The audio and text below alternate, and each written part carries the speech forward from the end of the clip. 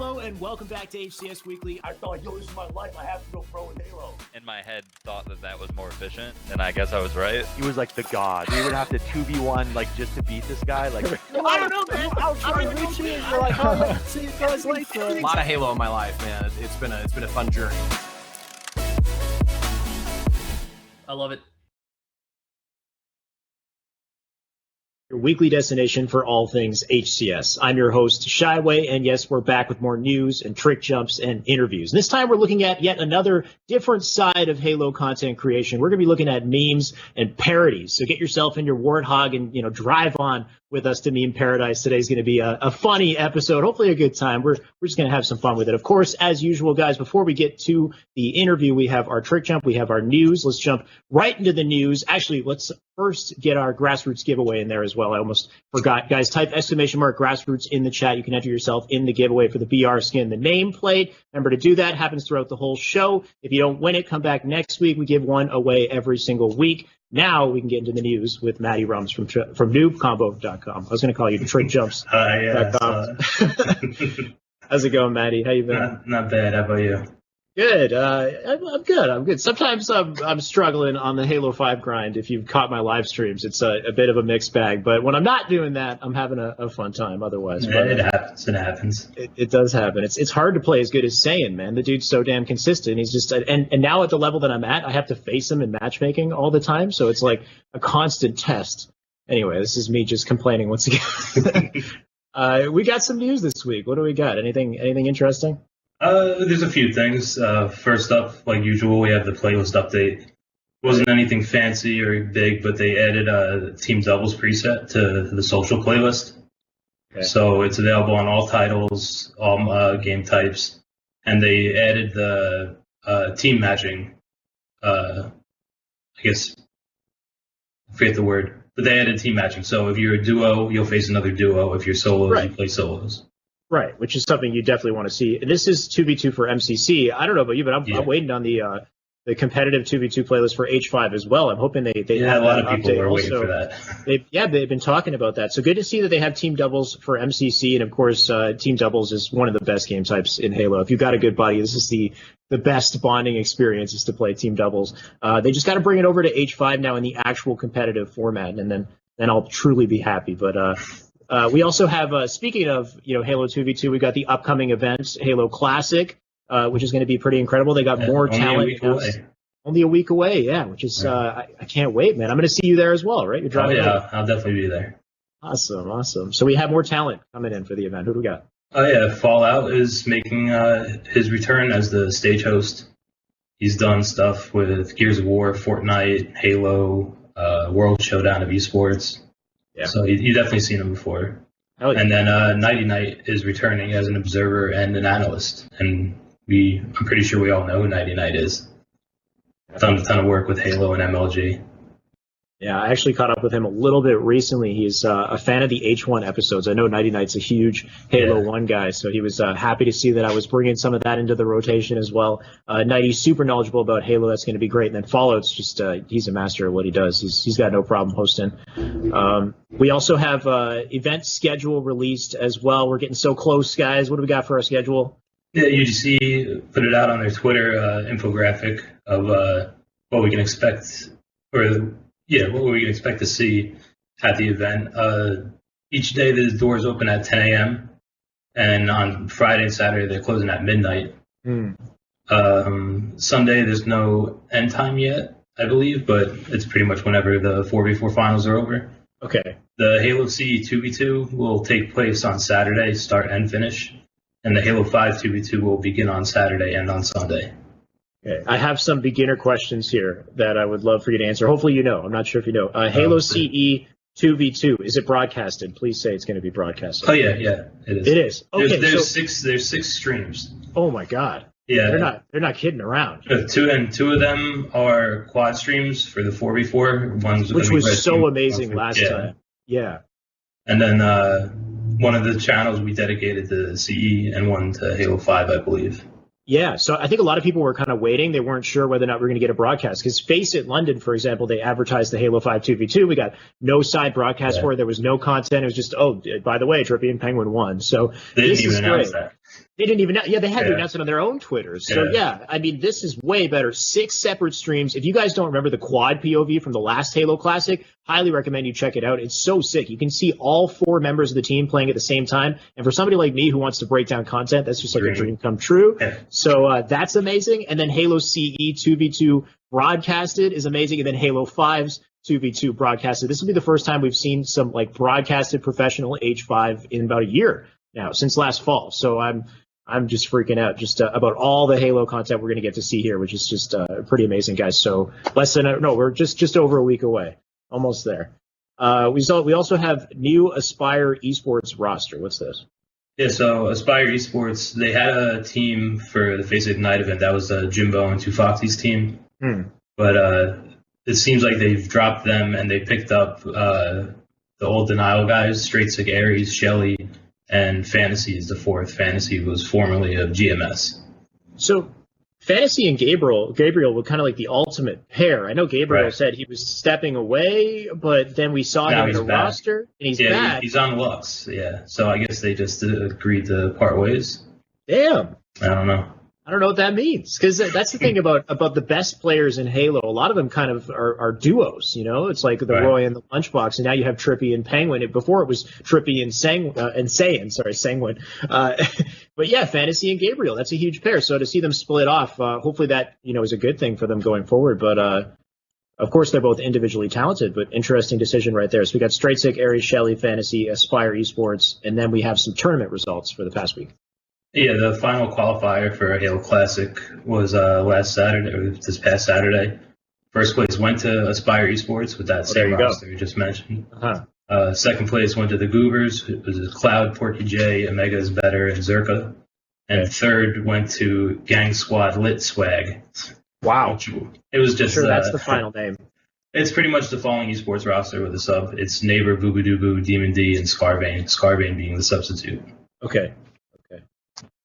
Scarvane I've seen before. I know he's pretty talented as well. Is he sticking, do you think, or is this just... No, I think it's because Ace is still in London. Right, okay. So still overseas. Okay, so we're still waiting on Ace then. Right. So that was the final qualifier for Halo Classic. Next one is the event, of course. We have SWAT Nation with another $1,000 event. They're doing incredible things. It had Bear Zone SWAT 4v4. It was a random 4v4, but you registered as duos. So it took one team of 2 and randomly paired it with another team of 2. Okay. And first place went to 420 Smoke, Smokey Dig, NSG Serial, Osprey, and Death Hero. Okay. Second place was Galactic Diversity, Galaxy Exemplified, SP Diversity, and Kakashi. And third went to Wolf Gold, which was Wolfman 254, Absent All Day. I don't even know how to pronounce that third one. I call him UEG. UEG and Gold Star VR. All right. So a lot of talented players jumping in for the SWAT 4v4 as well. That's a hell of a prize pool, so I don't think anybody want to shy away from something like that. But great to see SWAT Nation continuing events. I'm sure they announced something else at the very end of it too. That's usually what they do. Didn't. Oh, they didn't this time. Yeah, okay. And I checked the site to see if maybe I missed something, but there's nothing up right now. So okay, well, maybe they're taking a much-needed break. We'll see what's happening there. I'm sure they got more content coming. We also have the Female Pro League, August 4v4 as well, which is nice to see. Yeah, first place went to Guardians Gaming, which is Queen, Prandipus, Divine Damsel, and Command Station. Second place went to Excellence, which was Domi Legs, Veronica, Janelle, and Minx. And third went to Milkhouse Gaming, Lady Echidna, Revidaus, I think that's how you say it, Saltine Squad, and Kitchen Bound. Yeah, not going to try to correct you on anything, except is it Echidna? I have no idea. I don't know. How do we, that's an I see it and I just animal. see Echidna, but... All right, we're going to both look like... I couldn't even tell you what one of those looked like if that's an animal. I couldn't either, but hopefully it's a cute animal, I guess. I don't know. Nice to see the Female Pro League just competing. We have a great community of female gamers, and they need more representation. I was just talking to Lady just the other day about this and the fact that HCS Grassroots has no female representation whatsoever. So I was telling her, if she hasn't already applied, she better get on it, because I think she's one of the main people who could really represent the female Halo community. So hopefully that starts to happen. We see more initiatives in that space. We also have upcoming tournaments for the weekend. What do we got here? Yeah, we got 4 events on Saturday, August 31st. First is Blam Gaming Halo Series preliminary tournament number 2. Cool. If you live in Australia, there's the Melbourne Esports Open Halo 3 free-for-all All right. at the Rod Laver Arena. Philly Esports is hosting an online Halo 5 2v2, Nice. and the winner of that will actually get a team pass to Halo Classic paid for. Ooh. So, Okay. or if you already have a team pass and you win, they'll give you the cash.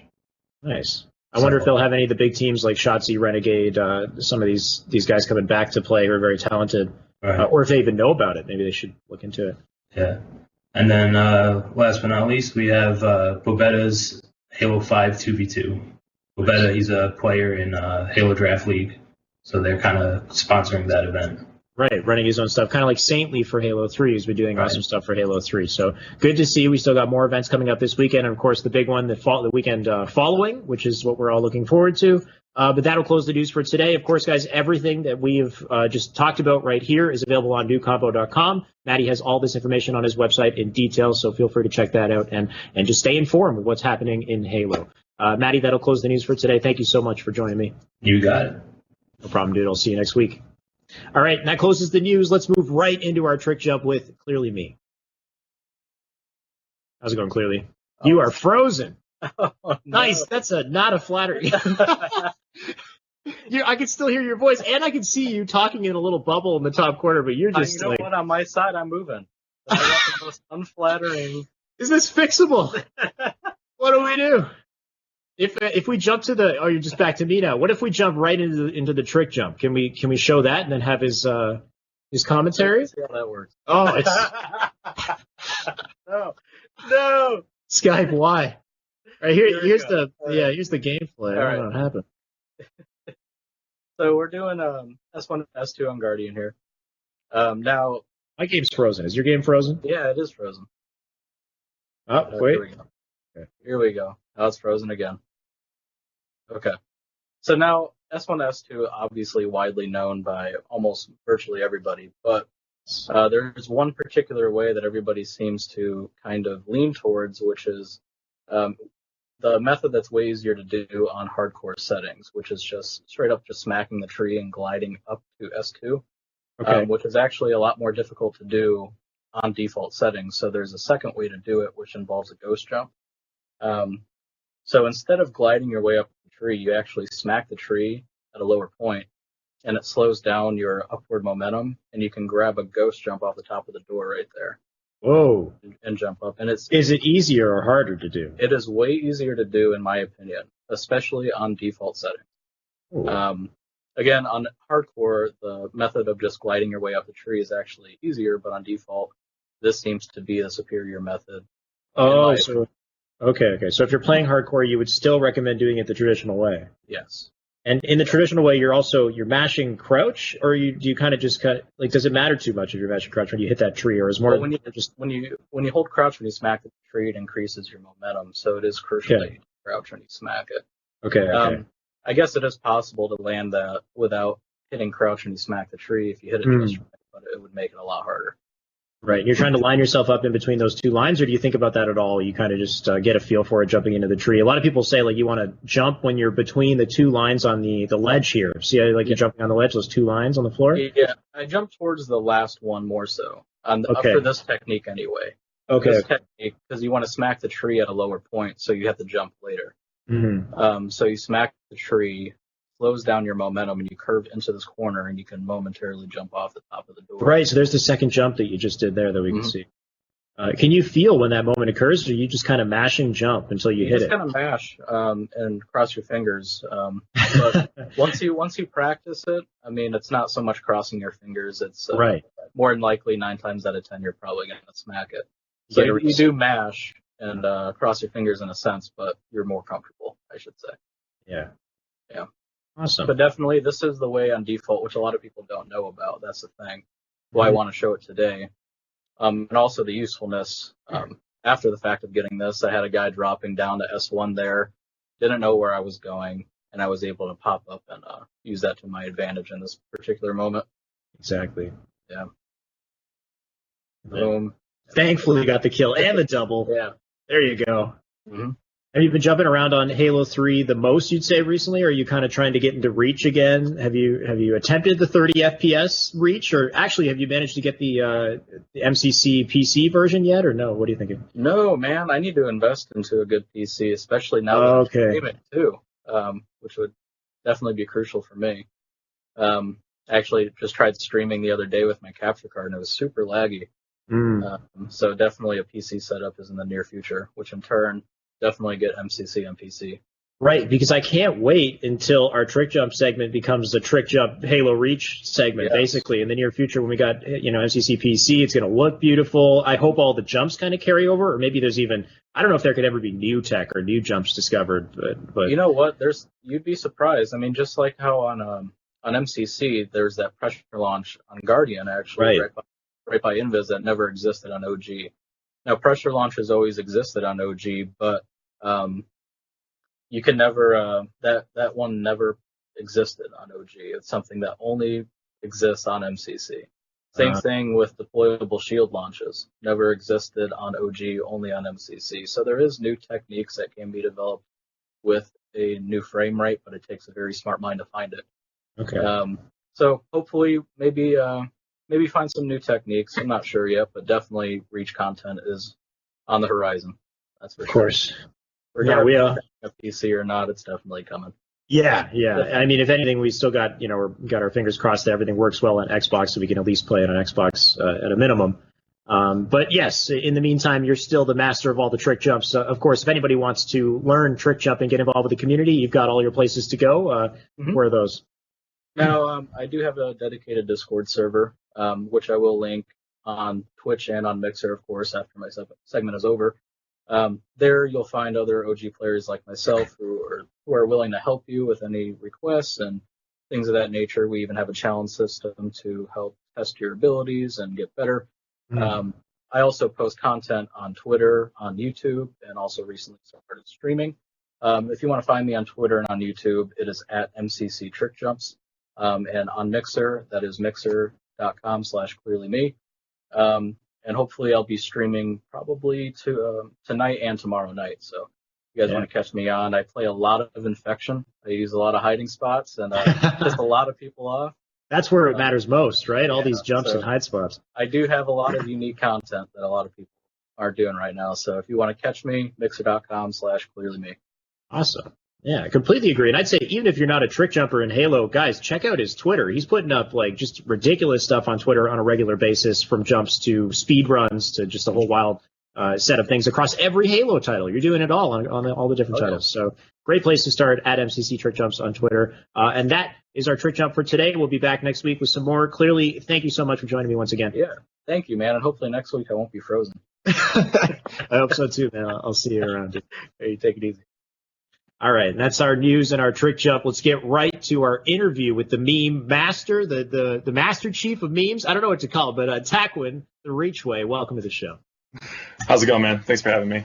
Nice to have you, man. Thank you for coming in on short notice. I had actually, just speaking of the whole memes and the parodies and stuff, I had spent so much time trying to think of the copy for your tweet and ended up coming up so late in the evening because I didn't know what to call you. I was going to say Master Chief or something ridiculous. And anyway, nice.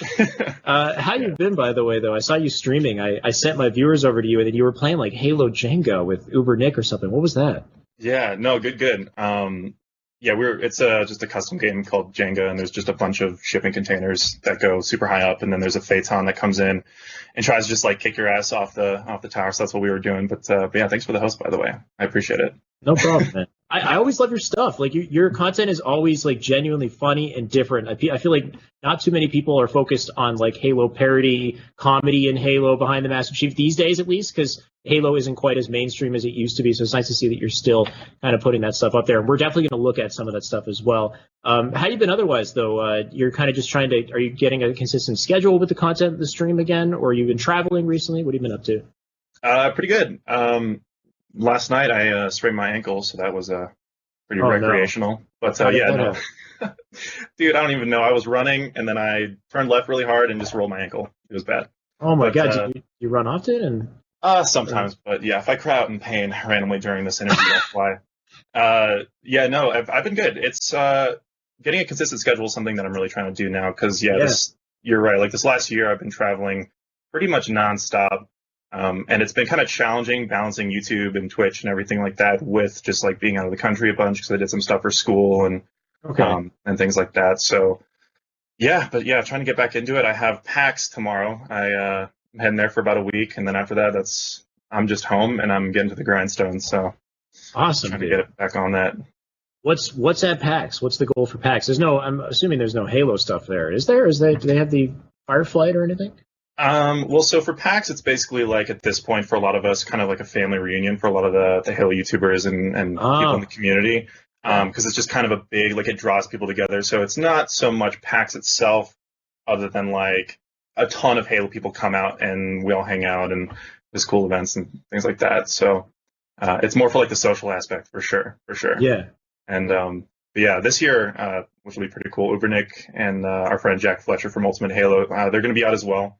But they're actually flying back to Utah with me, and we're all going to hang out, maybe record some videos here, which will be cool. Nice. So you got more awesome vlog content and stuff coming up too. I noticed recently I think you tried to split the channels in two. So now you want to do a Halo gaming dedicated channel, and then you have your vlogs in like a separate place. Yeah, no, exactly. I kind of made the dumb decision of not splitting my channel initially because like it was about a year ago. I was kind of really burnt out on everything, and I was just leaving the country for like a school study abroad thing. And obviously, I wasn't able to bring like my setup with me, so I was like, okay, what do I do?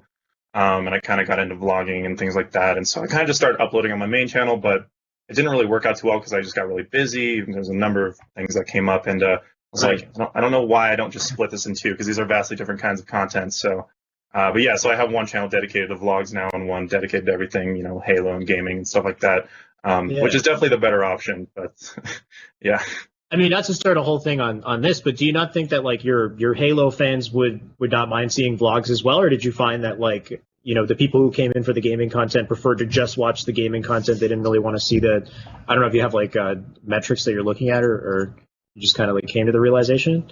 Well, I mean, typically like when I uploaded a vlog, I would like lose a good amount of subscribers, not like a ton, but it was always like pretty jarring. Right. So it wasn't so that was like one aspect of it, but then also I kind of found that like there was a dedicated group of people who would like watch the vlogs, but obviously, the views were way lower than my Halo videos. And it was really the only thing I could do at the time, but it wasn't really working out too well.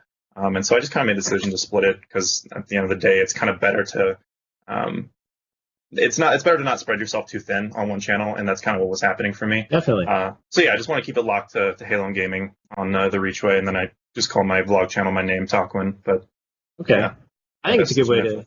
Yeah, it seems like a good way to split things. Of course, you also have your Twitter, and I think some of your best content sometimes goes up on your Twitter as well, which you guys definitely need to check out if you haven't already. I did a bit of cherry picking, as I always do, for the beginning of these interviews. The first tweet I saw from you was this hilarious video that you put up recently. This was so great. John, if you could play it with audio, the full thing, let's just watch it together again. Oh, dear. Oh, shit. I don't hear audio, but hopefully it's playing for everybody else. That's just what I'm going to predict. On for dear I'm holding on, dude. Look at that shit. Give me a ride. Yeah, I can hear it on stream. Okay, good. Yo, I'm holding on for dear I'm holding on, dude. Look at that shit. Give me a ride. Take my hand. No. Oh my gosh. I love that part with it. This movie is just so good, man. Oh, I know. Just want to wait for it to finish, and then I'm going to try to save all my comments. I love that when he said reach.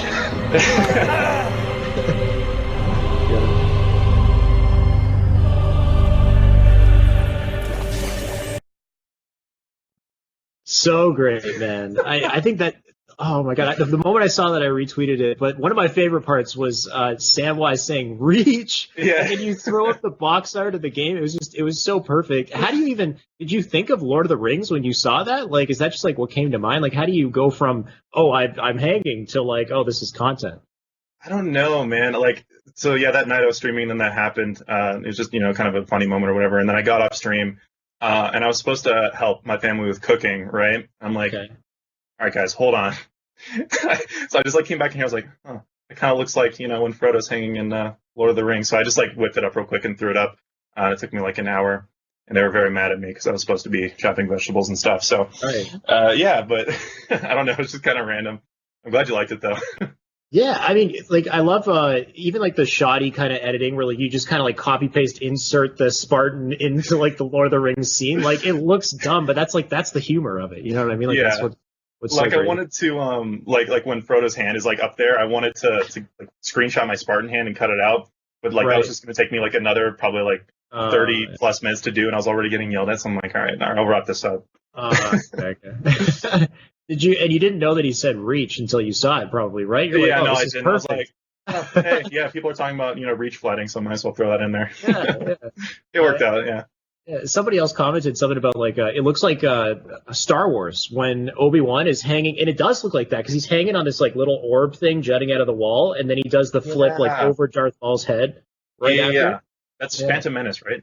The first, yeah, episode 1, yeah. Yeah, I know what you're talking about. That was another one, but I think the Lord of the Rings one worked a little better. Maybe I'll do another one, we'll see. Yeah, maybe. The next one I have here is an anime-related clip. So any Halo fans who watch the show who also like anime might get a kick out of this. But let's take a look at what we got here. With the audio and everything, hopefully, I'm just going to assume that it is.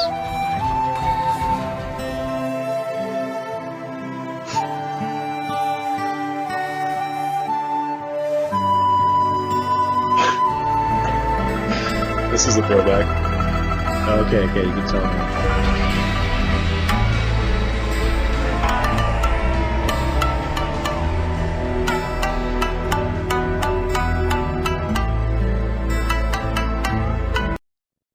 Okay, so my question to you is why? What the heck am I watching? Dude, I don't know. I honestly have no idea.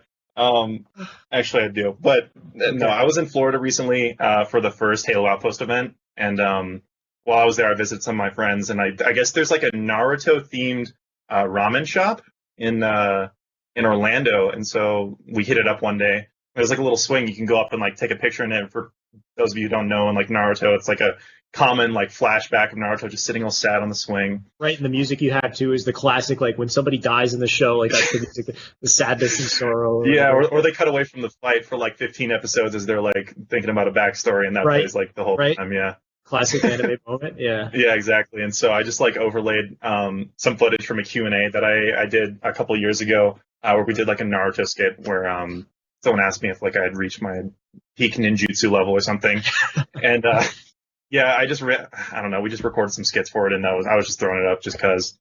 No.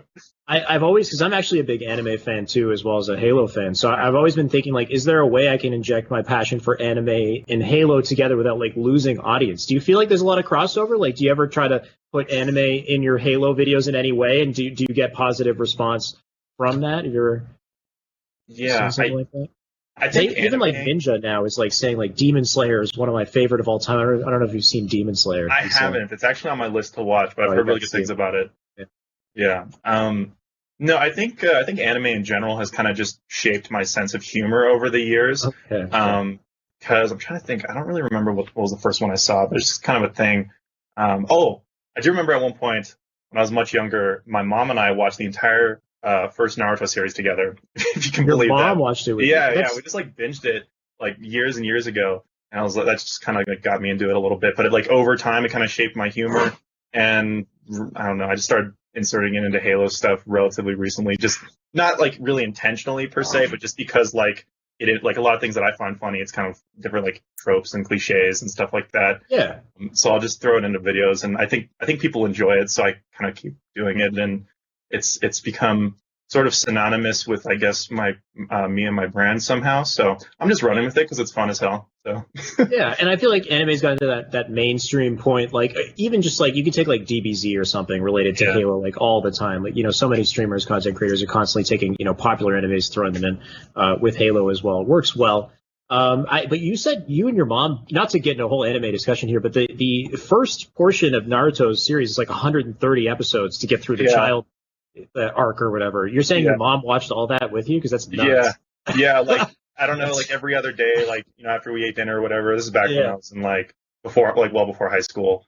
I think they were on Netflix or something, but like all of them were in one place, and so you could watch them all pretty like easily. And we just randomly did that, and yeah, I don't know, but like, I do have to come clean about something you just said though. I've not seen Dragon Ball, like literally. Oh no! And I know that's like none of it, or you just see it like actually none of it. Like, well, maybe like 15 minutes on someone else's TV God. when I was like little. Interview's over. But that's it. All right. Nice Yeah. knowing Peace, you. guys. See ya. Thankfully, it's a Halo show, not a Dragon Ball show, so I'll give you a pass. Thanks. So we got more Halo. Let's get back to Halo here. You made a tweet recently about Halo Infinite and microtransactions. Let's read that out. It's been confirmed that Halo Infinite will have microtransactions for almost a year now. Why are we now freaking out, or just now freaking out over this news, which is very valid opinion that you have there. So recently, I think it was a GameSpot article or something came out saying that Halo will have microtransactions. It's going to be like a live service in the way that it's going to operate. What do you think about microtransactions in the game and just the news and people's reactions and whatnot? Yeah, so I don't know. I was just kind of peeved because like Halo Twitter exploded with people, very upset about microtransactions, and that's fair. But I remember, I think it was Chris Lee, if I'm not mistaken, who said almost like a year ago that like Halo Infinite will have microtransactions, but he confirmed they won't be loot boxes, which is like like the RNG kind of, right. Some people argue gambling type of, which we sort of already have in Halo 5. Yeah, it's exactly what we have in Halo 5. Yeah. With the rec packs. Yeah. So.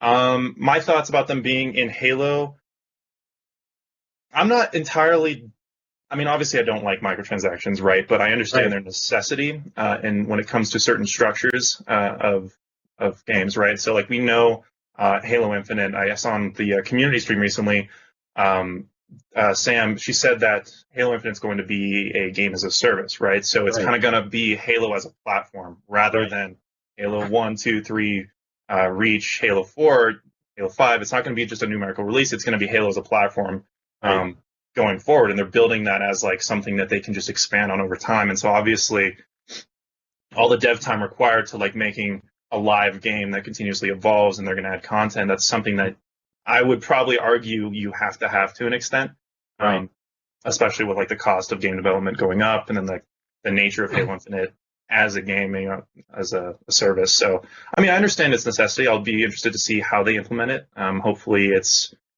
in a more creative way than just the Halo 5 loot boxes. So, yeah. Well, they really can't go back and start putting in loot boxes if they specifically said they don't have them, because that will, completely ruin their credibility for sure. You can tell that they're very carefully working around how to explain how microtransactions will be in the game. But I see, most fans, or I guess people on the internet, will just see the word microtransaction and immediately they see red. They're immediately upset. But yeah, I think that there's a good way to implement them, and I think that you're right. It's becoming kind of a necessity, especially in terms of what they want to create with Halo. Like you said, it's more of like a platform. It's a service. It's much larger. They just have to pick the right things to have these transactions behind. So having it mainly cosmetics, I think, is kind of the safer route.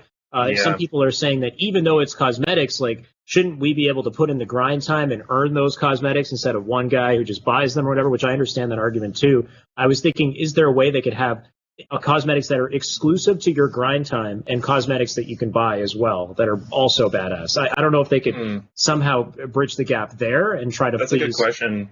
Right, like kind of like how you had the fire helmet or like your helmet that was on fire in Halo 3. You had to do all of this stuff for it. Still have that, still make it badass, but make some other things in addition to that. But who knows? Maybe because I know in Halo Reach, like back when I was playing, and I don't know if this was just because I was younger. I was 13 when Reach came out, so you know how time kind of goes slower when you're younger. But it seemed to me like it took literally forever to unlock a lot of the armor pieces. In Halo Reach, and the Halo Reach customization, I would argue, or just in my opinion, is probably the best customization we've had in Halo so far. The system itself worked really well, but it did take a long time and a lot of grinding. So I could see, maybe some armor pieces, give people that option too if they want to, not grind for something like that. Give them the option to buy it, and that of course creates some problems with like exclusive content where you see a guy with a super nice helmet, you're like, oh, you just bought that, right? So Sure. you can have some of that, but like you said, I think it would be a good idea to have some exclusives on either side. Some that are really cool but you have to buy, some that are really cool that you have to grind for. It's a careful balance you have to strike, and I don't really have the answer for that, but it's a really good question.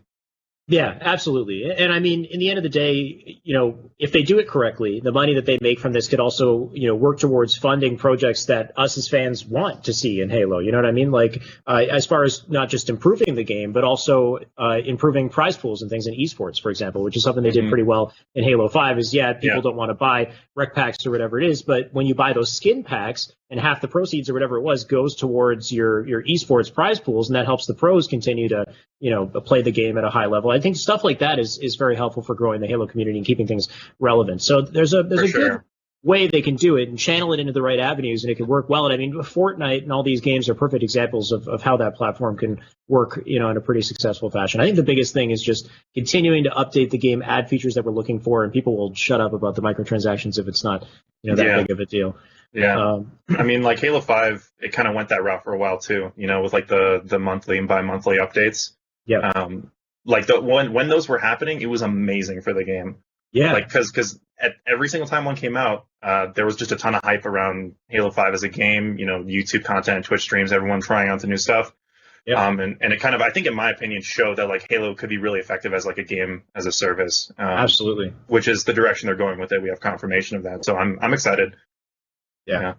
Yeah, no, completely agree. And they would have, every time they had a content pack, they would have a new trailer for it and everybody get excited. And all of these content packages were free too, which was great. So you could always expect to, be brought along with that experience. And it's something they're doing in Gears 5 as well. Like everything that comes out is free and only these cosmetic things you have to pay for. So I think it's a good initiative. The one issue that I talked to Unishek about, I talked to a lot of people about now, is just the fact that they had outlined what those content packages were going to be way in advance, which is good from a preparation standpoint, but it was strictly that. Like, it was like, this content package is going to include this, and we can't be flexible around that and add something else or whatever. So like, a problem might arise in the community that really needs to be fixed, or something that really needs to be added, and it wasn't in that content package. It was in content package number 4 or whatever it was, and they couldn't, be flexible. So I think the biggest thing is hopefully they can have some flexibility in whatever they plan going forward there.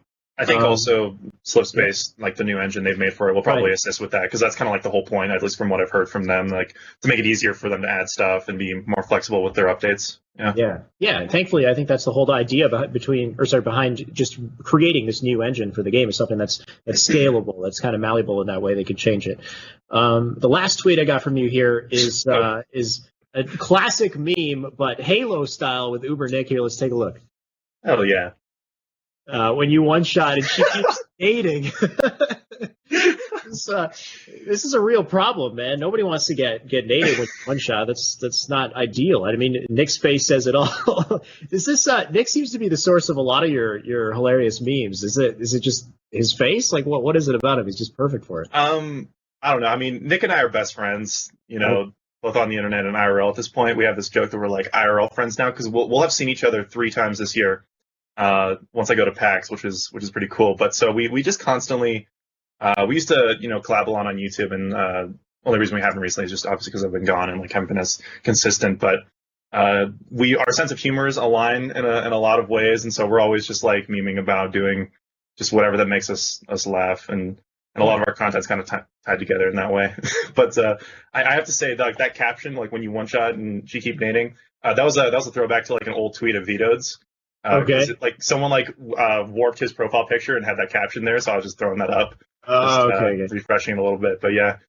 Yeah, it's too common a meme to not have, like somebody might have already tread there before. But but that's awesome though. Just thinking about like how far away Uber Nick lives, and the fact that just a shared passion for Halo can bring people together, and you could become IRL friends. No, totally. Yeah. Like my friend Jeremy and I just got back from like a month and a half in Europe recently, and the first thing my friend Jeremy and I did, we flew to Northern Ireland and we stayed at Nick's house for a week. Wow. And we all just hung out, explored. He showed us around, and had lots of shenanigans up there. But it's just it is really cool, honestly. I'm thankful every day that I do this, because I'd never know Nick and a lot of other people who I think are really dope.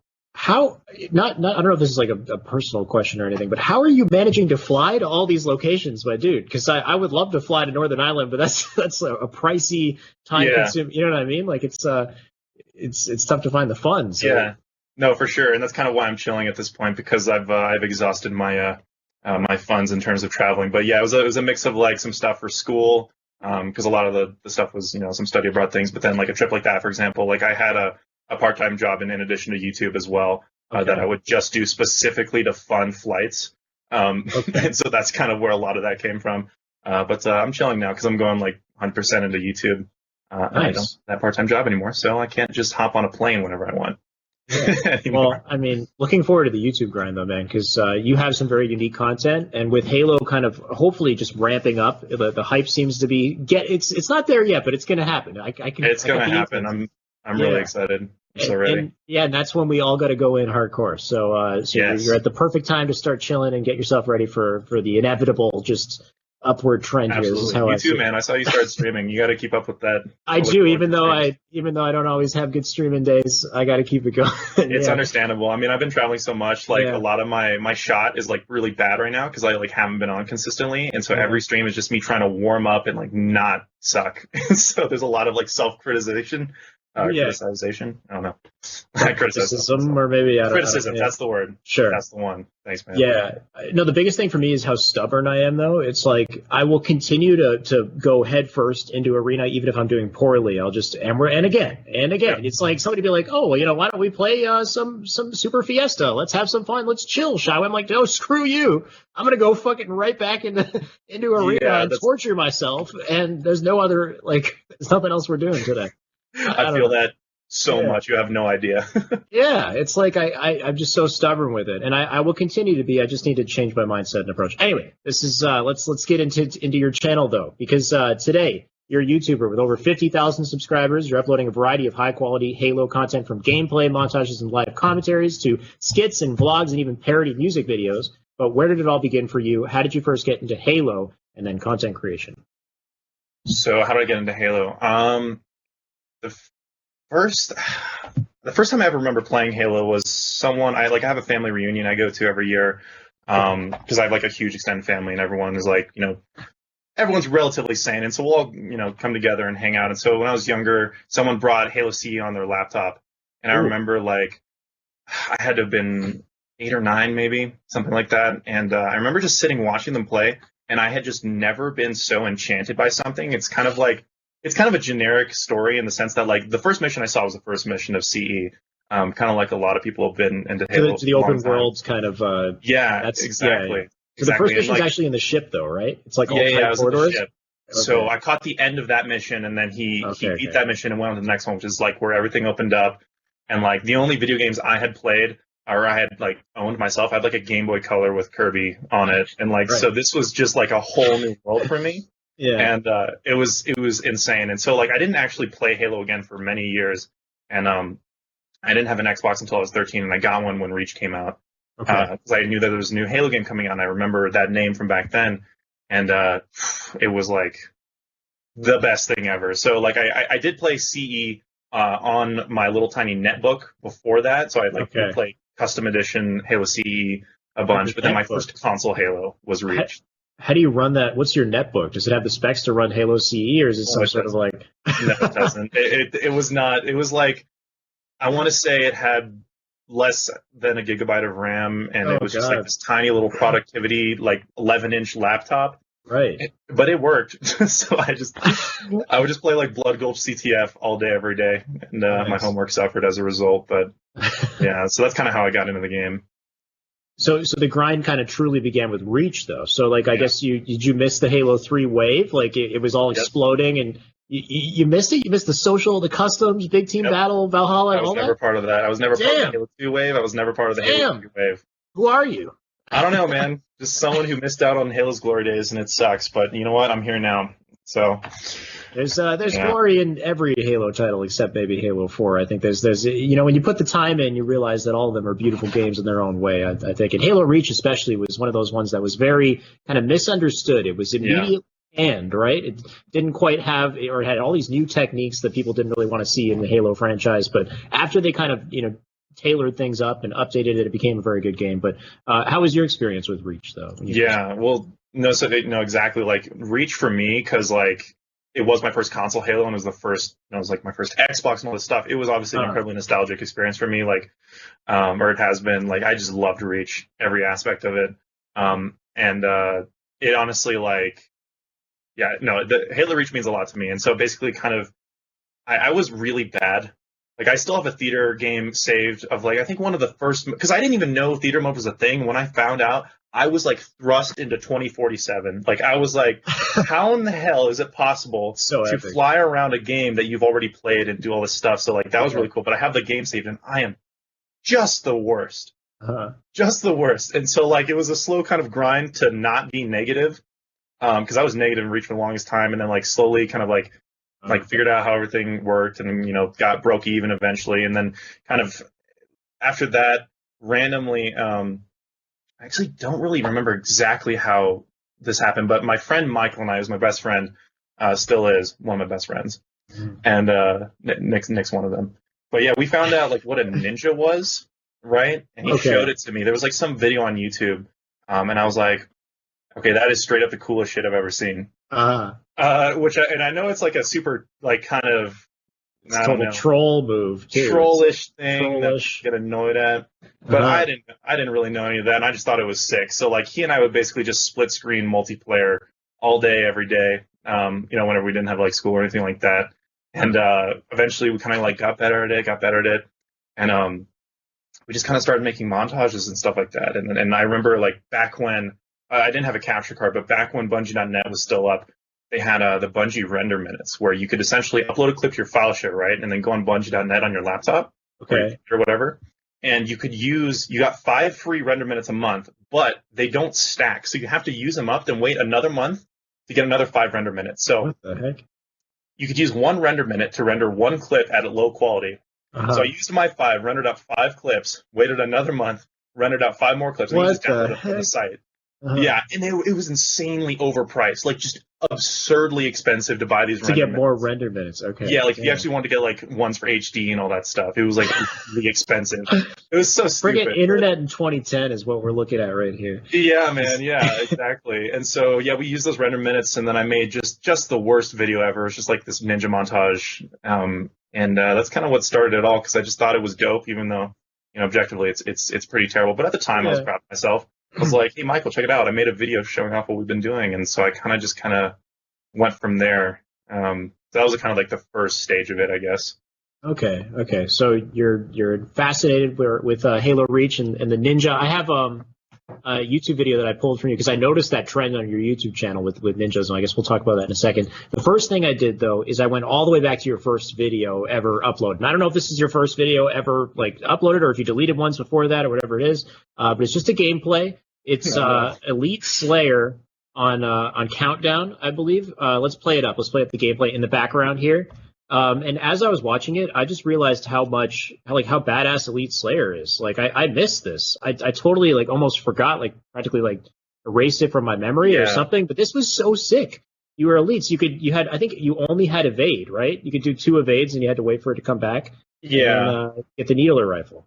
Yeah, no, this just this gameplay is just it's gonna be just the worst, but I don't exactly remember why I uploaded this. But yeah, I think I used a bunch of render minutes to like test out the system, and I rendered out this one and just threw it up, and then I made the video after that. But yeah, no, Elite Slayer was cool, man. I never actually loved it, but the reason why I started playing it a lot is because it did have evade, which was a really, really fun tool to use to kind of juke people. And once all the title update stuff started happening, they phased out evade out of, I think, almost every playlist, until eventually it only resided in Elite Slayer and Power Slayer and Action Sack. And then eventually 343 took Power Slayer out of Halo, Halo Reach. And so that's kind of Halo Reach and Elite Slayer kind of remained like the only place you could use evade in multiplayer from that point forward. Yeah. So I don't know, we kind of liked it, but yeah, this gameplay is just me being a rat with a sword, kind of. It's cool how it's a unique game type. This only exists in Halo Reach to my knowledge. Like, I guess you could have an Elite Slayer in Halo 3 or something, but it wouldn't. Yeah. You wouldn't be able to, like, I don't know. I've never seen that in Halo 3. Like, this is like a dedicated Elite versus Elite game type that has never been recreated ever again. That's only in. Yeah. Yeah. Well, what's interesting is with the Elites in Halo Reach is that I think, correct me if I'm wrong, but I think it's the only Halo game where the Elites actually have tangible gameplay differences. Right.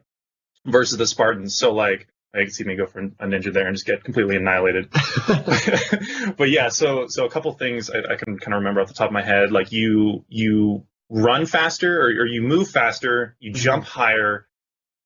I want to say you could take like one more shot. I'm not 100% sure on that, but your shields and your health could actually generate over time. So, like in Halo Reach, as a Spartan, you had to get a health pack to get your health back. But as an Elite, your health would slowly recharge over time, so you wouldn't need a health pack. And so yeah, they actually have like tangible gameplay differences, which was really interesting. I'd be totally down for that to come back in some sort, but just don't mix them with Spartans in the same game mode unless it's like Invasion or something like that, where it's like deliberate. Right. Yeah.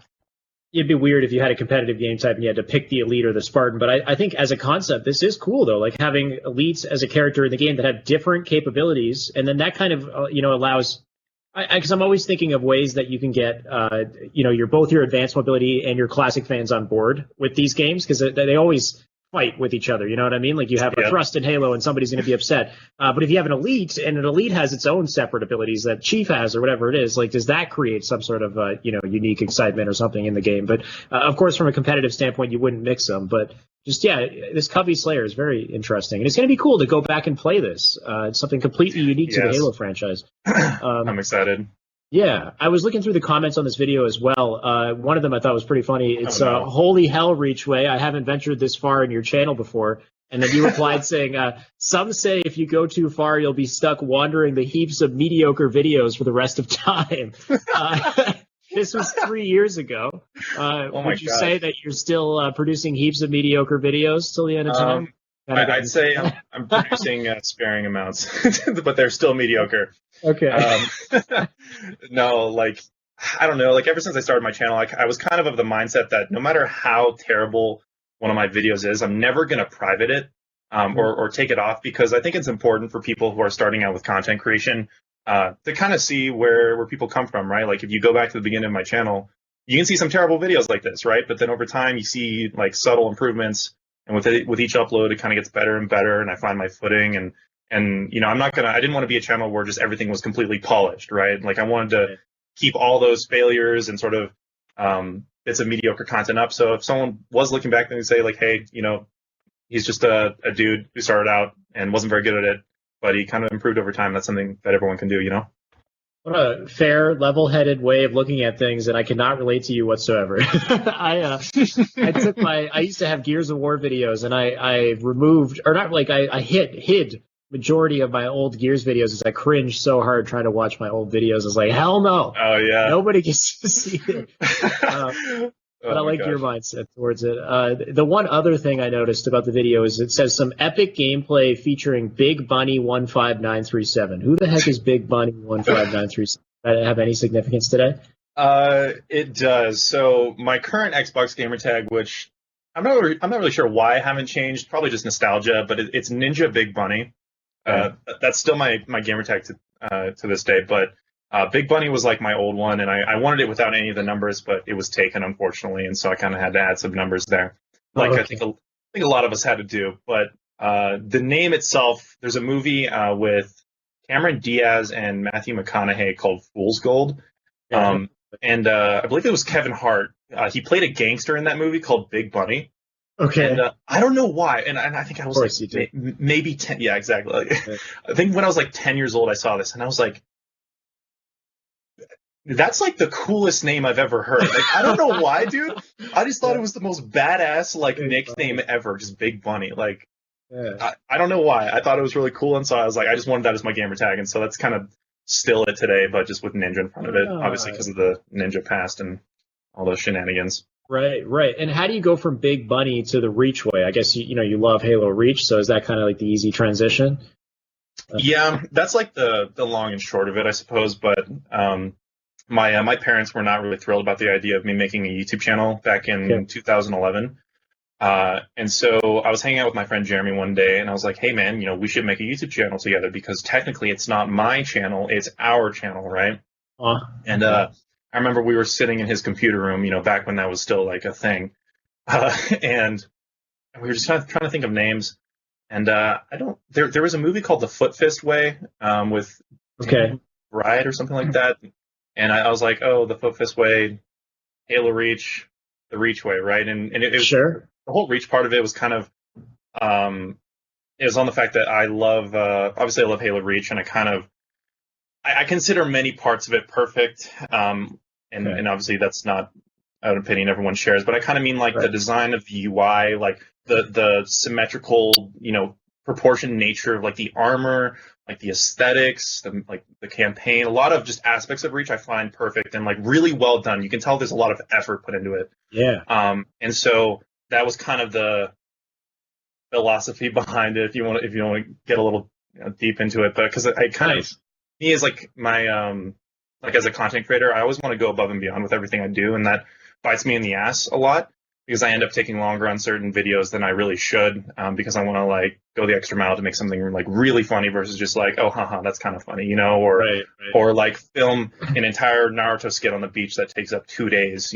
right? Just because in a Q&A, like that sort of stuff. And so like I try to keep that philosophy in every one of my videos, but striking a balance where you go that extra mile and also keep up consistency is something that is a challenge I'm trying to take up right now. But that's kind of the reason behind the name. Like reach in that sense means like perfection and like putting in the extra mile to me, right? And so like you're gonna do something, you do it the right way, do it the Reach way. I like it. Also Samwise with Reach, Reach. Exactly. Reach. Yeah, no, that's awesome, dude. That's actually a eloquent way of putting it together. And then you said Jeremy, your buddy who works with it as well, which I got to meet Jeremy. He's a man of few words. He's kind of the quiet guy. Is that how that works with it? What's your reaction? I just remember you actually met Jeremy, because I met him, but I didn't talk to him once until I was like piss drunk, and maybe I shouldn't be saying this on the show, but it was just he seemed like a nice guy. He was your buddy, but he just kind of was a man of few words. He didn't say much. And then when we finally were out in the town, I was drinking, I was saying hi to everybody. I was like, I'm going to get to know everybody. So I got to have a bit of a conversation with him. So he does all your camera work for your videos, and you put him in the videos as well. Is that relationship kind of been a big part of your channel, I'm assuming? So not typically. We've been trying to encourage him to do that a little bit. But I met him like when I first started playing Halo Reach. And we've just been, best friends ever since. And so he's the one I started the channel with, but we never really did too much together until like some of the skits in the Q&A, like anything where I'm like on screen, I'm not like behind the camera. Like he's generally filming that, unless it's like sort of like a sponsored video or something like that, where it's not a big, more produced thing. So yeah, that event, Jeremy just, flew out to hang out. And so I was like, hey, do you want to be my cameraman for this vlog? And then recently did it again with the Philadelphia vlog. And so yeah, Jeremy's, he just graduated from film school. And so he's really good with that kind of stuff. So anytime I'm in a pinch, or if I actually need someone else behind the camera, if I'm not able to do it myself, Jeremy's there for me. So yeah, he's a homie. Yeah, and I mean, we'll have to show some of the vlog stuff just in a second. The only other video I had, and we already kind of covered this, so we'll just show it quickly, John, is the ninja montage that he had. Because I noticed a pattern that occurred with your channel was that majority of your videos was just you being a huge troll and just trying to only land ninjas on people in matchmaking. And then you have this ninja montage here, which is just a small clip of some of the stuff that you do. What is it about the ninja? You just thought it was like badass, or you like the idea of like trolling people? Or Nah, well, I mean, for me, like I didn't really learn it was like a really trolly thing for a while. Yeah, my friends and I, we just thought it was really cool. And just like the concept of like, jumping over someone. It's like the last thing you'd expect, and it's unique, and so we just kind of attached to that idea. We just thought it was really neat, and it was hard to do, right? Because like the Halo Reach jump height was much lower as well. Right. And so it's definitely a challenge. So yeah, I don't know, we just thought it was really cool, and like we were terrible at it, but we kind of climbed that mountain and got really good at it. If you call being good at ninjing, I don't know, but yeah, no, this video here is a friend of mine. What was that though? Was that the concussion rifle off the wall to get behind the guy? What was that? Yeah, So to my so this is actually my friend Charlie. This is his montage from back in the day, but and he had me upload on my channel. But if I could brag for a moment, that particular maneuver, at least in Halo Reach, I believe I was the first person to do like a 360 off the wall assassination, which I thought was really badass at the time, and then it kind of became a thing. Yeah, we just like spent a lot of time trying to find different techniques and things to do, and like obviously there was a big scene with ninjing in Halo 3, and we kind of like found that out later. So obviously I don't claim originality with like, you know, a lot of like the core mechanics, but at least in this game, it was something that we were really into. And there's an example of evade where you can like do some really cool things with it. Right. Because if you do it on an angle, it actually sends you like flying. And so like right there, he just flew off the tower and just totally assassinated that guy, which is cool. But yeah, so that was a huge part of my my content creation journey for a long time. And there was like a big scene that sprouted from it. And it was a very interesting time. Yeah, this is a cool jump. And this is what I'm looking forward to seeing from Clearly when he starts messing around in this game and showing us all the trick jumps. But yeah, it seems like if you don't get the animation, it like doesn't count. Like you got to do the full assassination animation. You're not messing around. Like every single that's the time. part of it. Because like a lot of it's style, you know. Because it's like obviously that's not the most efficient way to get kills. You know, you just want to beat them down if you want to get the most kills. But the point was like actually pulling it off and getting the full animation, like while you're vulnerable and like still getting it. That was kind of the idea, I guess. Yeah.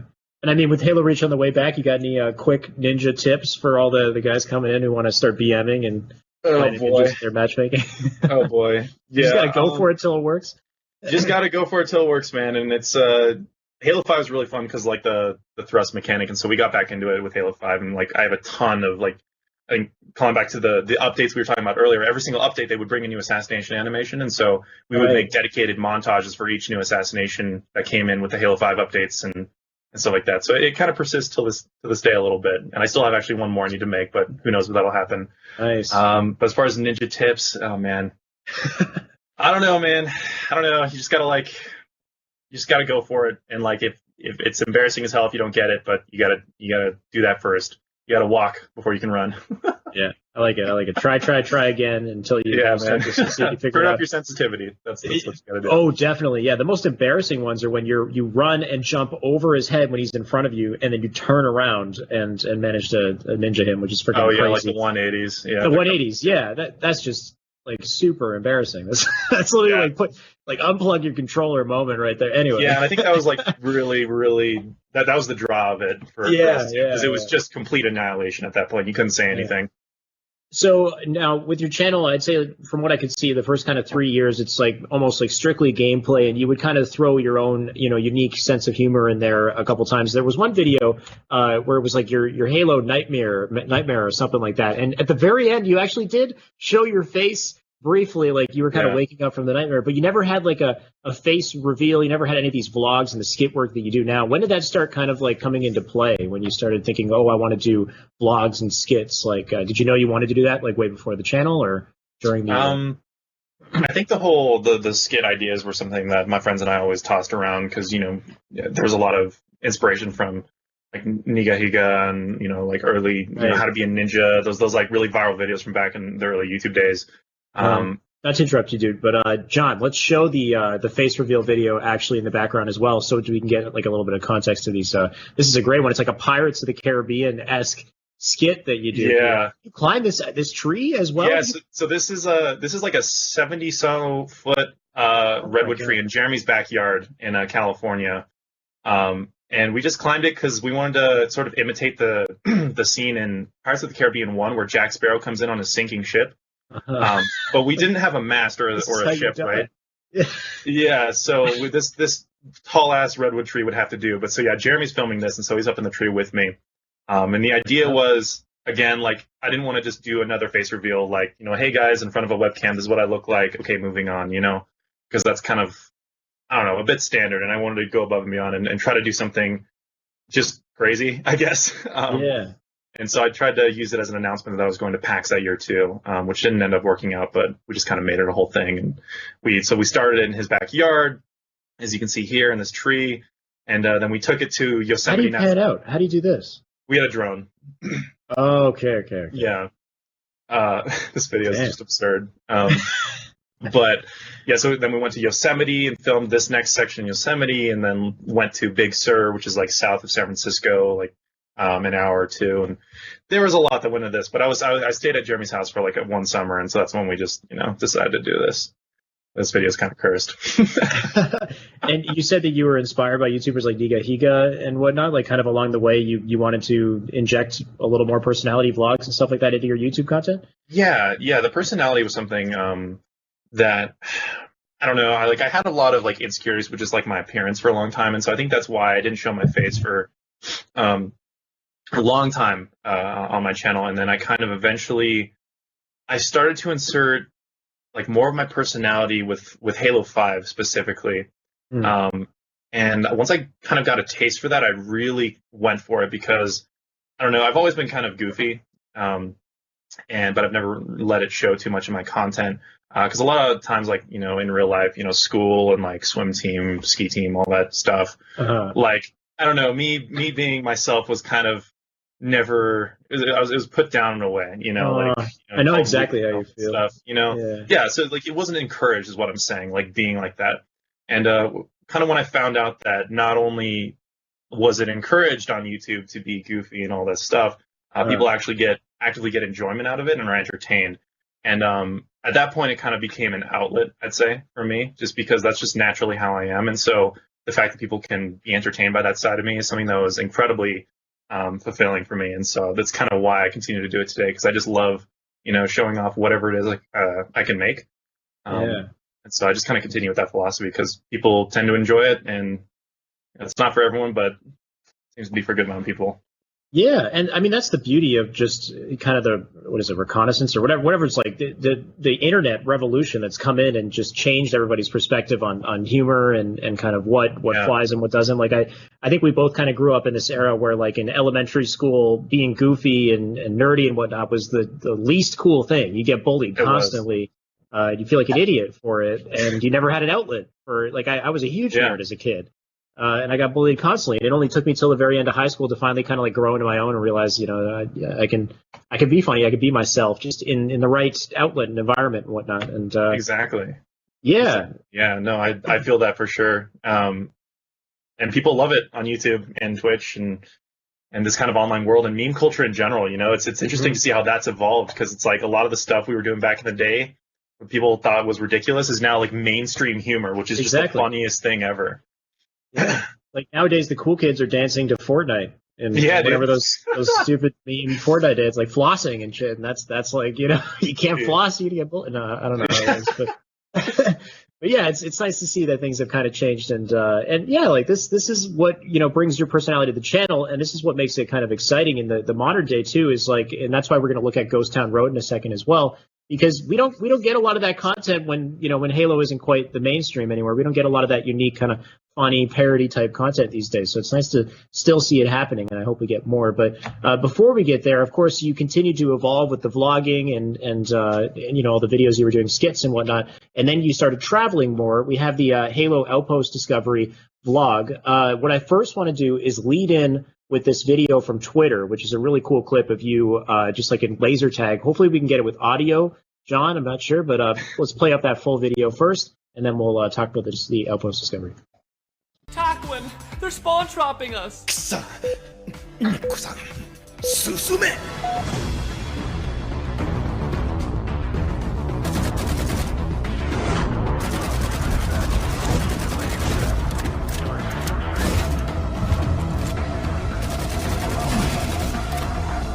This was so much fun, dude. Yeah, it looks fun.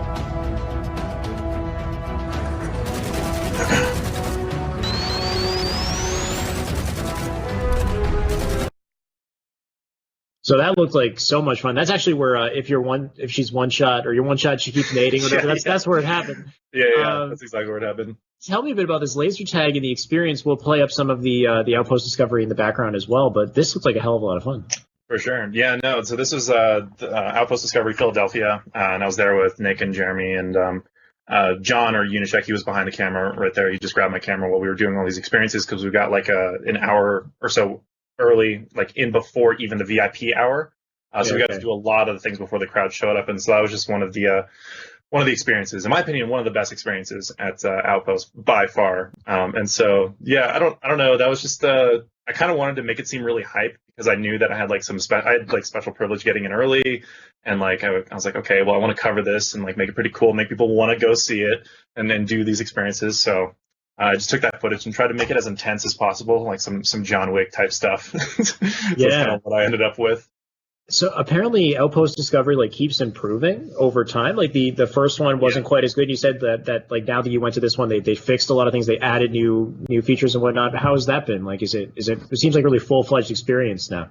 Yeah. Well, so essentially Outpost is it's in its very early stages still, and like I went to the one in Orlando as well as the one in Philadelphia, and I can tell you like just there's a massive difference between the two. And like it's not to say that the one in Orlando was bad per se. It's just it was at the end of the day the first event that they had done of that kind. So there's a lot of things that a lot of kinks that they needed to work out and stuff like that. Like they've made improvements to some of the experiences and adjusted so like the timing of them, so like lines aren't as extreme. They had issues with like the layout in general, and just a lot of stuff and a lot of sort of small things that come together to make it seem, at least the first time, I wasn't super impressed. Okay. To be fair, I did only go one day in Orlando, and it was the busiest day, so I didn't have the best time that day, but I still got to do a couple things there. But definitely Philadelphia was a lot better. Just things ran smoother. The whole event was more condensed, so it felt more, I don't know, it felt more populated, if that makes sense, because in Orlando it was huge, like the event center was huge, and like a lot of things were disconnected, so it was another big thing. And then lines were still bad at this one, but they weren't quite as bad, if that makes sense. It's very easy to kind of like jump around between attractions. And much easier to jump around between attractions. The VR was great. The laser tag is great.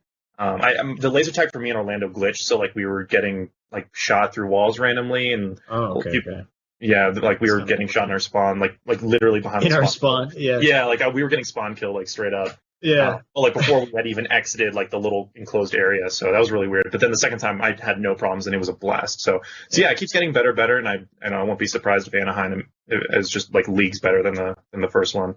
I hope it's just like the beginning. Like they're continuing to do more with it. They're going to have more Outpost Discovery. Like it's going to continue throughout the year or something, hopefully, or maybe it's an annual thing, whatever it is. But it's going to be so helpful when Halo starts to build up in hype. I think it's like this is where people can start to learn and be a part of the universe, and they have the game as well, which hopefully is very hugely successful to bolster those audiences. So I think if they keep it going, this is going to be yet another great initiative for Halo 2.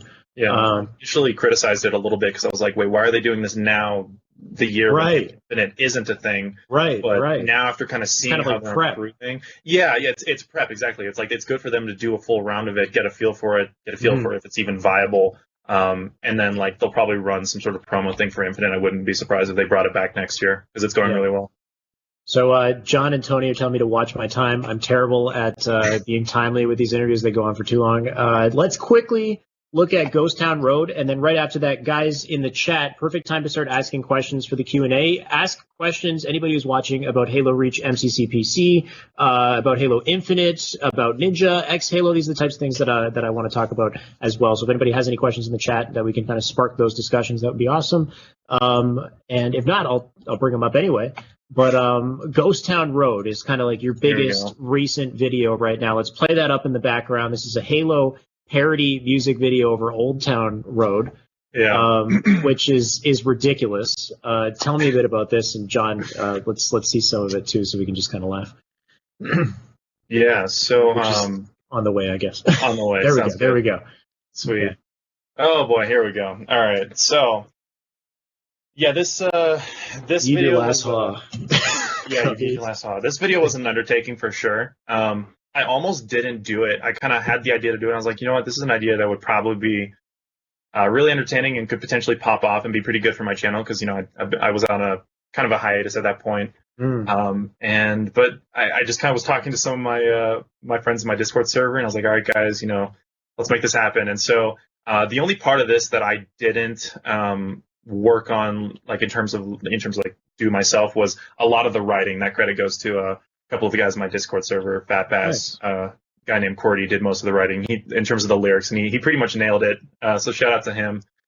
And one of my hobbies that I'm really passionate about as well is producing music on my own time. And so I just love to make just music of pretty much any kind. I'm working on an EP right now, but I love injecting different types of creative arts into my content as well. So I thought this would be a great chance for me to kind of practice replicating a song and throw it into one of my videos. So yeah, I streamed the whole process live of me actually making the music because unlike a lot of the other parodies on YouTube, like I didn't just rip the instrumentals from it. I reconstructed them from scratch with different instruments that kind of had a more Halo-ish feel, I suppose, like strings and things like that. And so yeah, we streamed the whole process of making the music on my Twitch, and then just went and filmed the music video randomly with my friends one night. It was very short notice, and just kind of supplemented it with some Halo footage.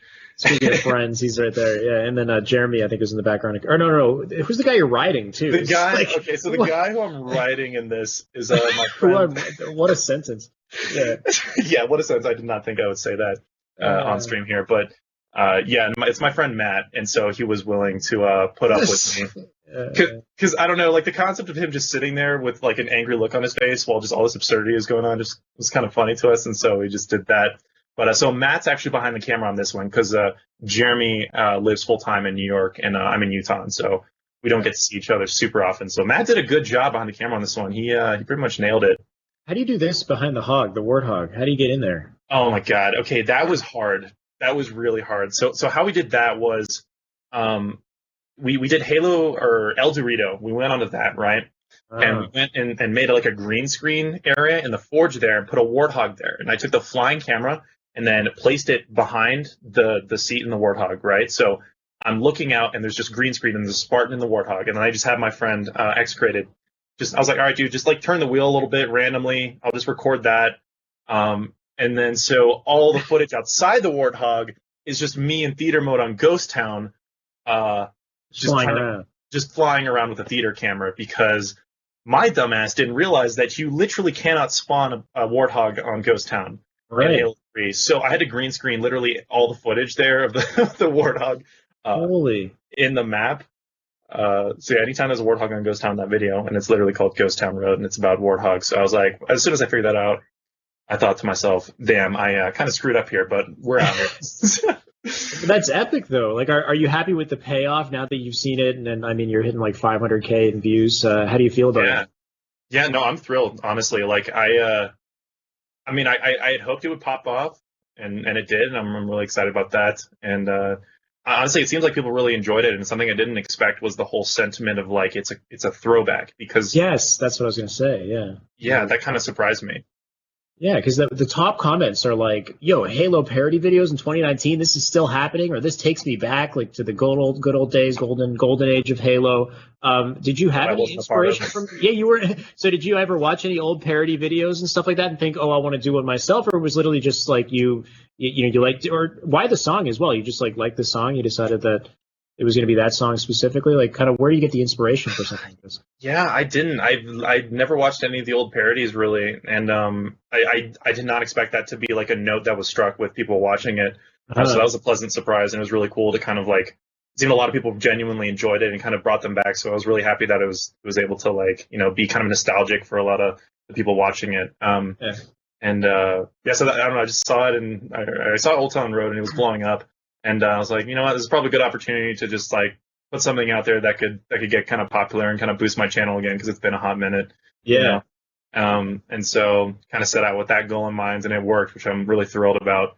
And surprisingly, it actually ended up getting copyright claimed by Billy Ray Cyrus and Lil Nas X's label. Oh no! Which was so I had a whole fiasco with that, and I had to like dispute it and everything, and I ended up not winning because going into it, I thought because I was literally remaking the song from scratch, I didn't sample any part of it from the original, like no part of it. I thought, okay, I'm good, because I'm not actually using. So even the background, backing track stuff that's your stuff as well. You're saying? Yeah, all produced by me, 100%. And even though it didn't share any sort of samples with the original, the musical elements are similar, which I understand. But the thing is, I thought I was protected under parody law, which it was a very good lesson in how this all works. Because apparently, this is kind of silly, but apparently with parody law, to me that my video is a cut and dry parody, right? But not legally. It seemed like there was a bit of a gray area, but there was a sort of clear way that I kind of wasn't in the right. well, not in the right, but like I couldn't monetize it, and they were Sure. allowed to claim it. So apparently, if you want a parody to be legally protected under parody law, you have to at some point in the song or whatever it is directly call back to the original and criticize it in some sense. Criticize it. Yeah, like you have to directly say something about the original and criticize it, which you could argue I do at a couple of different points, but it gets into like gray area, and I'm not about to sue a record label, so I was just like, you guys have it. Wow. So yeah, didn't make anything after that. Good thing that you brought that up, because I'm thinking like, oh, this is great. You can start doing stuff like this when the next Halo game comes out, and taking popular songs and mashing them together in some way. But I guess there's a lot of loops you're gonna have to, or hoops you're gonna have to jump through, whatever it is. I mean, yeah. Next time I'll just have to, like in the middle of the song, I'll just have to be like, all right, stop, hold up, wait a minute. Remember that song? I'll like directly reference the song, like, Old Town Road? That shit's whack. And then just continue with the song, because it's like you just have to say something and criticize it. Interesting. It's very interesting.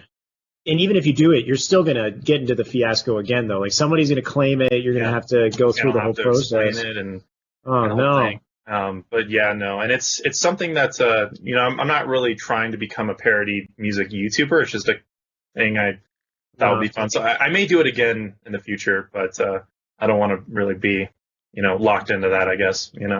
Right. Of course, it seemed like a huge undertaking, but when Halo, hopefully comes back into mainstream, hopefully we see a lot more stuff like who knows? I might do something else. We'll see. Yeah. So that covers everything that I wanted to talk about as far as your content and your channel. Now, we do have a variety of things happening in the world of Halo that I'd love to get your opinion on, as far as Halo Reach on PC, Fireflight.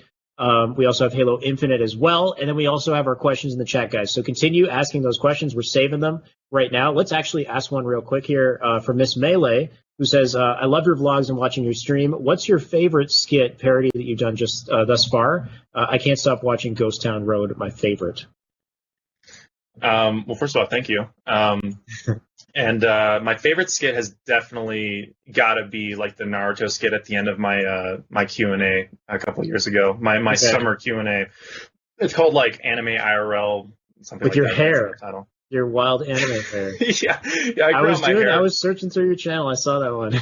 Yeah, no, so that's definitely my favorite skit, because it just involved like a bunch of effects and being really over the top and like adding like dust whenever I like fluffed my jacket back and stuff like that. And it was just a really fun undertaking, and I think it turned out really well. So that's definitely my favorite. Awesome. Thank you, though. Now I'm trying to think, okay, do I ask one of my questions now? Because these guys are pressuring me, telling me I'm taking too long. Like, I'm sorry, guys. Like, I'm enjoying myself. Well, it's probably my fault. It's me too, dude. It's, Inconceivable says, who's your favorite player and why? I'm assuming favorite Halo player. Favorite Halo player, like out of the pros? Sure. Or maybe in general. Maybe it's Uber Nick, or so you wouldn't give him that satisfaction. Who knows? I don't know if I want to give that to Nick. His ego is already massive. I can't assist with that. I think my favorite Halo player has to be Ginger 2 from First Boss. Ginger 2. Yeah. Which is Uber Nick. Oh, my God. Yeah. His alter ego, who didn't make it very... He literally was the first boss of that event. I don't think they got He was. He achieved it. Yeah. Barlos with 5 B's is BBBB Barlos. Barlos. Yeah. Question for Taquin: where did that pose originate from? I think he's talking about the T pose, or what? I don't know what pose he's talking about. Oh, I think he's talking about. All right, let's see if my ankle doesn't give out here. I think he's talking about this pose right here. Oh, okay. Yeah. So there's a show called Nathan For You, and at one point this random dude in the show just sits there looking all formal, like that. We thought it was really funny, and like I randomly started doing it, and it's become a meme with my channel and stuff like that. And I'm getting some emotes figured out to like put that in my Twitch chat, like one that's the left, one that's the right, and come together. It's that's just awesome. It's dumb, man. I don't know. We just do it for some reason. It's just like every picture. Yeah, I mean, but it just looks ridiculous, and it like works with the video format anyway. So it's like, and that's the beauty of it too. Is people are like, what the heck is that? Like, it raises questions, which that's a whole other. To catch on quite a bit, so it's kind of fun. Yeah. Okay, and then Before we actually close out, I do want to talk a little bit about Halo Infinite because there's been some recent, kind of news that's come up about the game. Of course, you saw the trailer, you did your reaction to the trailer. I think it looks pretty incredible. What do you think of the trailer so far, too? I really liked it. I think particularly what I really enjoyed is the fact that there was just someone who wasn't part of the UNSC or like someone who wasn't like a Spartan and they had their family in it and like a little kid. It's kind of like he looks like Jeremy too. I don't know if you saw that. Somebody said that in your comments. So many people have compared Jeremy to that guy in the trailer, man. Yeah. I wish we had a picture of Jeremy on us right now. Yeah, just for that.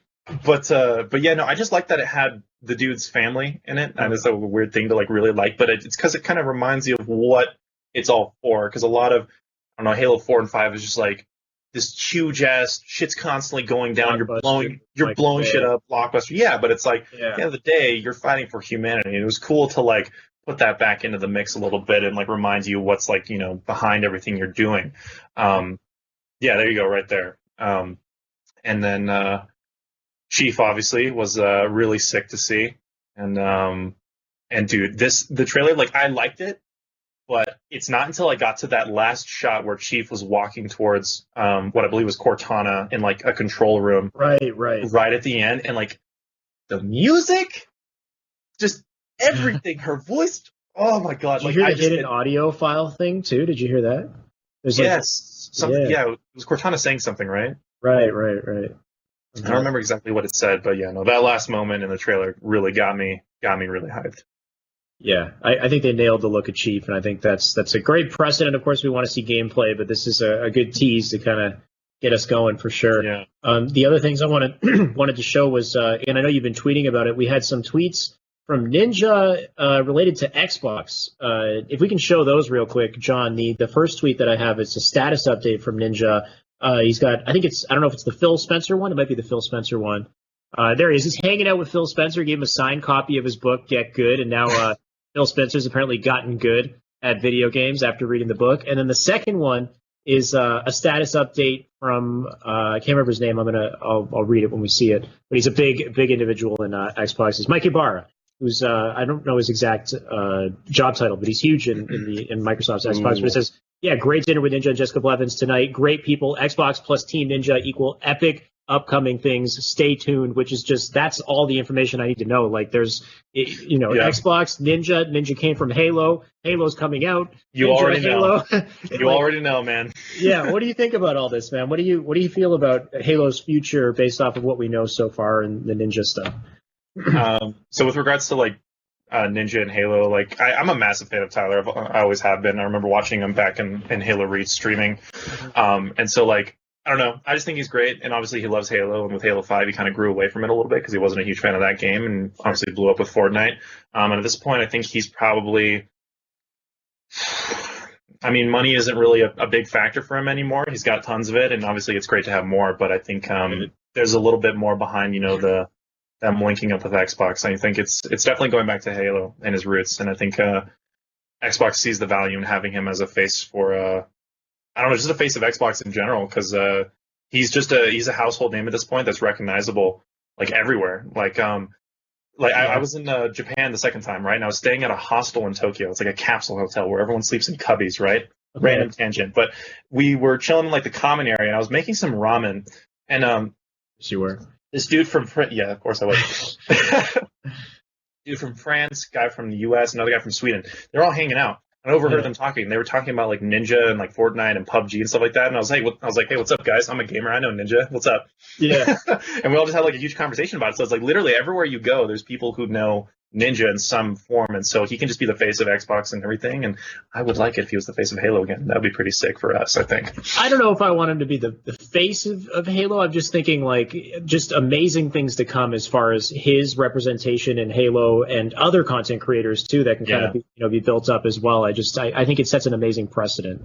True. Yeah, maybe not the face, but he's going to help a lot with getting. He's going to be one of the faces of Halo for sure, though. Yeah, that's the thing is I don't know if you'd be like, but his utility in getting it out there is what I'm really excited for. Yeah, he's transcended gaming though. Like his tweet that came up today, a partnership with Adidas now. Like the guy's. I saw that. Yeah, I saw that. Balling, man. So that's going to be incredible. What do you think? Like do you think this is the best time for Halo to make a comeback? Like, is it like just based off of course, we have that with Ninja. I think other streamers like Dr. Disrespect has been talking about him, Summit, whatnot. It feels like this is kind of the best time for Halo to really make its comeback. What do you think?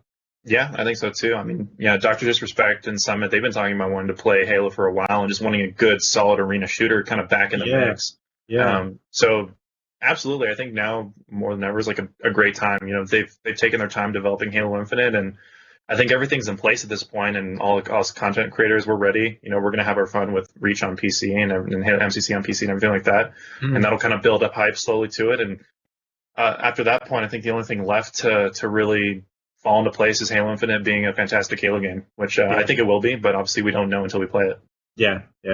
Now, of course, one more, like one of the big speculations with the game is, of course, there's a big trend in Battle Royale these days. Do you think something like that would transition over well to Halo? Do you have any thoughts or, I guess, predictions on how that genre might affect Halo Infinite? I would not be opposed to it at all. I know it's a very polarizing topic for a lot of people, right. But as long as, in my opinion, if it was maybe something developed after the game came out, or as long as it just didn't take up dev resources and didn't affect Halo Infinite in a negative way in terms of it being developed, I don't see any reason why it shouldn't be a thing. It would just be a great gateway for a lot of people who love the Battle Royale genre, who play all sorts of other games to kind of get back into Halo again. And I'm not one of those people that's opposed to it. I'd welcome it if it was a thing. I just want to make sure that it doesn't really negatively affect the development of the rest of the game, if that makes sense. Exactly. Yeah, that's the biggest thing. Like, as long as it doesn't take away from the other core modes and having those completely shine, then yes, put in some sort of a battle royale. Or it would be nice if they took that concept and then added their own Halo mix to it or whatever. Like, I know for the longest time they've been trying to create some sort of like a war-esque game type, but they don't have the resources to put tons of players on. Warzone. Invasion, Warzone. Yeah, they're always kind of like moving closer towards it, but it's never like massive, large scale. And I feel like this is the shot, like launching it with Scarlet. We might finally get to see that. But yeah, it just seems like, all signs point towards big things for Halo in the future. We're just kind of playing a waiting game, hoping for MCC PC. Are you going to be playing a lot of that? Will you be playing it on PC? Are you going to be playing it on controller? What do you think you're going to do with MCC PC? Yeah, I'll definitely be playing it on PC. I have a PC that can handle it, and I'm just excited because I don't have a game where that's really made me want to get on and grind because I'm not a PC player, right? So I'm still pretty bad with mouse and keyboard.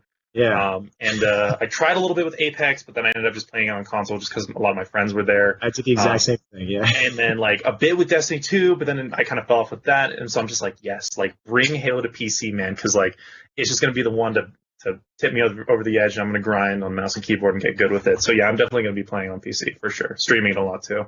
Yeah, I completely agree. I think Halo is finally the game that's going to make me make the switch, and I'll probably be at almost 28 years old, but I finally decided to try to get good at this damn mouse and keyboard. It is what it is.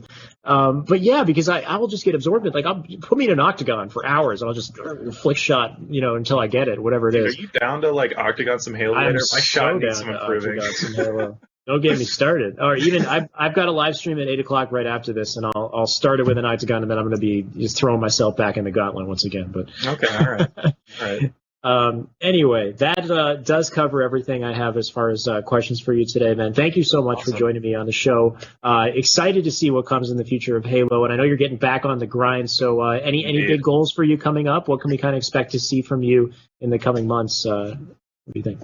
Big goals for me coming up is consistent streaming schedule, consistent YouTube schedule, and putting everything I have into content and really just kind of showing what I can do with MCC on PC leading up to Halo Infinite, because I think I got a lot to offer, and I'm really excited to get cranking again. But yeah, man, thank you so much for having me. It was a pleasure.